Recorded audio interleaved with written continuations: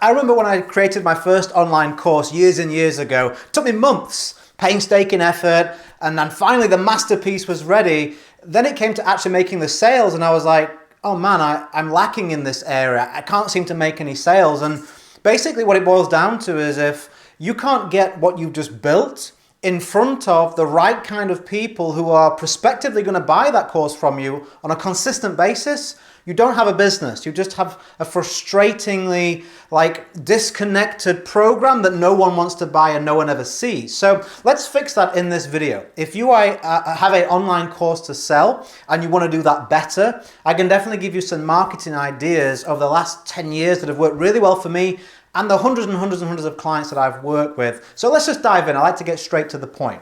So what you're going to take care of first of all, before we get into the techniques, I'm going to give you some specific techniques like active, passive, paid, organic, what may fit you best and how to get the best results. But before we actually do that, a lot of people who don't really understand the online course business, they overlook this point, and I'm not going to do that. I'm going to highlight that for you. Imagine you had the best quality beef in the world. Let's just say you do, right? You grass-fed, everything's perfect. This beef is beautiful beef, right? But you're not selling much of it, and you don't understand why, because you've taken a long time to rear this cattle. It's good quality. Why is no one buying it? And what you don't realize is the majority of the people that you're trying to sell to are vegetarians. Either by the area of the world that they live in, maybe there's more vegetarians in an area or another, or maybe there's, I don't know, just for some reason or another, you happen to be trying to sell to a lot of vegetarians. Is there anything wrong with that audience? No, it's somebody's right. They want to be a vegetarian, or I'm a vegetarian, right? You can or you can't be. It's up to you. Is there anything wrong with that beef? No, we just said that it's high quality. But the problem is the offer and the audience fit is out. It's off kilter, right? It's off kilter. And a lot of times this is where you're going wrong. You may say, Richard, I've got plenty of ideas on how to market my program, but nothing I do seems to work.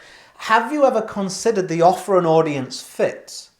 Are you selling too randomly? Is there too much of a mixture in the bag of prospects that you're trying to sell to? So the high percentage we're never going to buy anyway. Nothing wrong with your product or your offer. It's the offer audience fit. So what I want you to do before you use the techniques that I'm going to give you is I want you to consider, okay, the way in which you're positioning your program, the way in which you're kind of describing it, the offer you're making to your audience, is that what they're looking for? Do they understand it? Is it appealing to them? Or are you giving them too many details or not enough information, or it's just not packaged the way they would want to? And if you are doing that, is it the correct audience? Are you fishing in the right waters with the right bait, is what I want to say to you before we begin. Now, moving on from that, let's say we say, okay, Richard, I've fixed it, right? I've fixed the offer, I've fixed the audience, right? I'm now trying to sell to people who've got a barbecue this weekend. Perfect, okay? People love meat, they're going to have a barbecue this weekend, you're going to make more sales. But I still can't sell any of my product. This would be your online course. Why, if I've got the right audience, can I not seem to make some sales? Consider this. Imagine you've got your beef in the back of a van and you're driving past a convention center and you see a whole bunch of people coming out the convention center and you're like, man, I'm going to fill my boots and empty the van. Again, nobody buys. Why not? Well, would you want to buy beef at the back of a van from a stranger? No, you wouldn't, right? Especially at a convention. How are you going to get it home? Is it on the car seat? Is it carrying it on the train? I mean, who wants to do that, right? And you don't. Is it hygienic, especially these days, everyone's hypersensitive with that kind of thing. So it's the who and the how are as important, if not more, than the what. Got my old math symbol days there. I hope I've done that symbol right for the mathematicians out there. I believe that means greater or equal to, right? That symbol there. Who knows? You didn't come here for maths, you came here for marketing advice. So if we've taken care of the what, Richard, I've got a great online program, have you actually taken care of your positioning? How will your market perceive you with the way in which you're trying to promote your course right now? How will they perceive you? Have you taken care of some simple branding essentials? Have you got yourself, when someone goes on your social profiles or your website or your funnel, if you were swapping places with your prospect and considering buying your online program, Would you say this looks professional? I see results here, or I see professionalism here, I feel I can trust this person? Or does it look a bit higgledy-piggledy all over the place and it's not very congruent? So your positioning is very, very important. And then also how you're trying to sell. If right now the way you're marketing your program is just constantly posting on your social profiles, pitching in other people's groups, randomly messaging cold prospects, I mean, come on. If someone came and approached you that way, would you feel that they're doing well? Would you feel that they're professional? Or would you feel that perhaps they're struggling and they don't really know how to market? Especially if you're selling something to do with marketing or B2B. If you're selling anything in like digital agency or social media agency or anything to do with lead generation, that type of thing, right? If you're using those methods, they go, well, what are you going to teach me? If you're reduced to just doing those tactics. Do you see what I mean? It's like when people pitch you all the time, right? And they're like, hey, take this deal, you don't have to do anything, nothing, copy paste and you make a bunch of money. And you're like, well, how come you're in my inbox trying to pitch me if you don't have to pitch anyone to make a profit? You know what I mean? It's like the lacks congruence. So don't be that guy or that girl. Now, when you've taken care of that, okay, when you've taken care of that, we can get to the details. When we look at the details, we have two main types of marketing that work to sell an online course, and that is passive and active. Active is where you actively go out there and try and make that sale. You market it yourself. That would be you messaging somebody, or prospecting as we call it. That would be if you knocked on my door right now and said, hey, my name is John Doe and want to look at my course. You're actively trying to make that sale, okay? Passive is such as the marketing that I'm doing right here. Obviously, when you're watching this video now, I'm not waiting in my living room like this, like when shall I record the video? I recorded this at a previous time and then uploaded it. So I've put something out there and now I let my audience find it and come to me should they want some help, right? You can do the same thing. You can use content. YouTube is my favorite by far for many, many reasons. You can social media posts, podcasts. These are all things where you put the marketing out there, and then the audience comes to you. So it's passive. Now, what I recommend with this is if you're struggling for sales and you want to try and make sales right now, you can actively market it. Go out there, for a temporary period of time, try and reach out to people, try and go into groups, like get as many people in front of your information as you can. But what happens with active marketing is this. At first, your interest is high and the results can be high. You're getting quick decisions, you're going out there, you're putting it in front of people. But who wants to prospect and message 20 people, 30 people, 40, 50 people a day? Like nobody does. So after a while, you start to get a little bit inconsistent, face quite a bit of rejection, and all of a sudden, this method kind of falls off. It isn't very scalable. You know what I mean? There's only so many people that these social platforms allow you to reach out to anyway on a daily basis. So the ceiling is limited and reached very quickly. So what I recommend is you start passive marketing immediately, and this tends to happen. Your first YouTube video may make you a superstar, especially if you get coaching and help. You may know what to do right from the start. But typically, the first time we try something, it doesn't go to plan, right? So if you're putting videos and content out there at first, you may not get much of an interest. But over time, again, especially if you're getting coaching and you're learning how to rank for keywords and get traffic and advertising and all these type of things, the actual results that you yield from the passive marketing, you should see them increase. So we have this sweet spot right here where we say, you know what? At this point here, you go, I can make a decision if I want to continue actively prospecting, messaging, going in groups, doing that type of thing. Or can I now just let my passive marketing take over? This is the point you want to reach where, of course, everybody wants freedom in their business, right? I had a business that owned me. Instead of me owning it, it wasn't much fun. So with an online course, you're able to actually make automated sales. But there's no point in making automated sales of the program if you can't market it in an automated way. Do you get that? A lot of people like my program, it's all pre-done, I can put people through it. Okay, great, but how you're marketing means you've got to send out 50 messages a day and always be on your phone and all the rest of it. We don't want that. We want passive interest and conversions. And we can do that with content, okay? Especially with YouTube if you know what you're doing with it. So even if you're like, Richard, I don't really know that much about content right now, get some help, but please start it now. You'll be glad that you did when you do eventually get tired of the methods that you're using already. So make that part of the process. Also, other methods we can use to market as a kind of a subcategory are paid and organic. Now, a lot of people focus on this at first. Again, I recommend starting paid early with whatever budget you can afford, and here's why.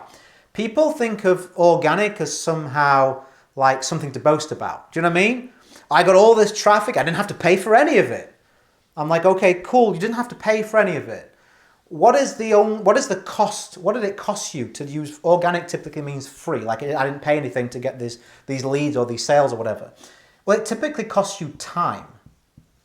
Organic marketing, because we're not paying a system or software or an advertising platform to put our information or our course, I don't know if I can say it then, our course in front of somebody, we have to do it ourselves.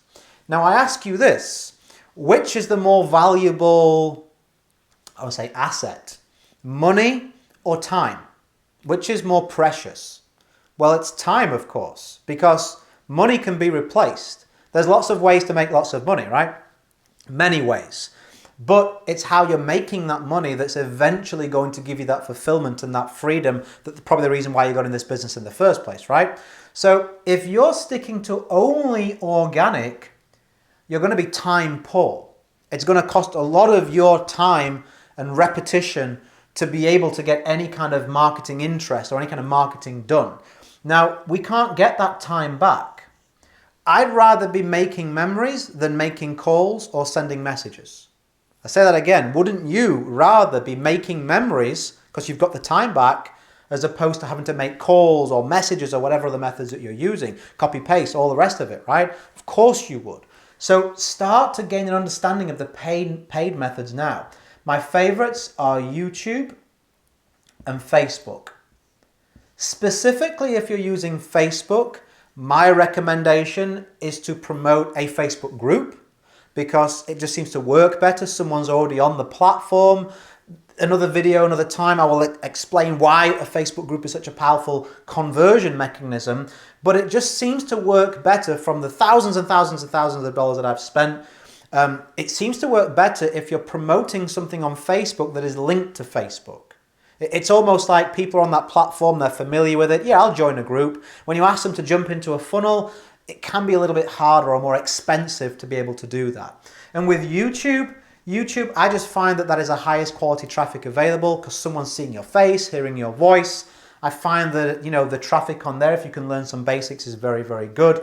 What I would say with paid marketing, because no one will tell you this, they'll just try and sell you a course on it, is at first, only invest a budget that you're willing to not get back straight away. So you're not going to get an immediate ROI. You may do. Again, if you get coaching, you may get straight away. But most people with paid marketing, in my experience, don't get an immediate return on their investment. What tends to happen is you tend to put the ads out there and then you learn, okay, what works, what image works, what video works, what text works, what targeting works. And you're getting data, so you're paying for the data. Then after a while, you start to see the patterns in the data, and now you can start to adjust your marketing, your paid marketing, to start to yield some kind of results. So don't go into paid marketing and be like, I've got $500 left this month, I'll put it all into paid marketing, because you're not going to probably get that back. Down the line, yes, you should start seeing 2, 3, 4, 5, the return on the investment, what you put in, what you get back. But at first, like anything, it's taking some time to learn it. I want to see you win. I want to see you grow your business. I'm not here to try and sell you anything. I want to only sell you on your own success. So I probably give you a little bit of different advice than most people. But the beauty of my content is I didn't get, I say rich, that sounds big-headed. I didn't become successful selling online courses about online courses. If that makes sense. I had created my own business, multiple six-figure businesses in multiple different niches, using online programs, and then I began to transition into teaching people how I did that. So I got my results and this information from being in the field like you, and then converted to start to say, well, I can teach people. They keep asking me how I've done this stuff. So that's an important distinction. A lot of people out there have got success by teaching someone how to teach and never have done it themselves. So this is why my information may be different, but it's what I've seen to work in real life, okay? So let's look at some specific methods that are my favorites. I'm going to write, this carpet's quite thick in my living room, and this whiteboard's going to right wiggle on. So what are my favorites? My favorite active method is LinkedIn. Why? The study that I saw showed that people have generally have a higher income on LinkedIn. So they have rule number one, right? They need the money to buy your course. Also on LinkedIn, you can talk about business straight away. You're able to do that on Facebook or the social platforms. How's your shoes? How's your dog? Oh, I have an online course. And how dare you, sir? How dare you talk business? LinkedIn, it's acceptable. So you can cut straight to the chase and not waste time. Also on LinkedIn, the search bar. You can go in and search by profession. So if you're selling an online program, which is, for example, selling it to personal trainers, you can go onto the search bar on LinkedIn and type in personal trainers. Everybody that's typed in personal trainer on their bio will pop up. Now you can start to get a bit more targeted with your approach, which you may struggle to do on social media, other platforms, okay? So LinkedIn is my favorite active method. My favorite passive method, you probably already guessed it because here I am, is YouTube. Okay, we've seen a lot of studies now that a lot of people that make customers of yours that make buying decisions, around 70% of that research begins on YouTube. So if you're not on YouTube, I really don't know how you're going to compete with people that are selling to your audience that are. People get to know you, they like you, they trust you, they can learn from you. There's just so many benefits to YouTube. And what other platform do you know where there's millions and millions and millions of users, and if you can understand the basics of ranking and SEO, that platform will send a slice of that audience to your content for free. Like, you don't need subscribers on here, you don't need a huge following, you can get a lot of views. I've just passed 900,000 views. I've barely done any advertising to get those views. Maybe the last 100, 200,000. The majority has all been organic, has all been me putting the videos out there. No other platform allows me to do that, and you neither. You need friends on Facebook or likes or group members to see the content. You need followers on other social platforms, subscribers. Here you don't. You can get subscribers, but most of my views have come from non-subscribers. You just don't need to do that. So it's a massive, it's the number one for me, in my opinion, the number one sort of go-to, almost missed opportunity in marketing right now if you're marketing an online course is YouTube, for sure. Okay? Because they're going to be working with you as a coach. They need to get to know you. And if their first sort of face-to-face, as it were, or face-to-Zoom these days interaction is on a sales call, it's a lot of work for you to do. If you've actually, they feel like they've met you, they've spoken to you, they know your face, your voice, they've got value from you, then it moves to a sales call.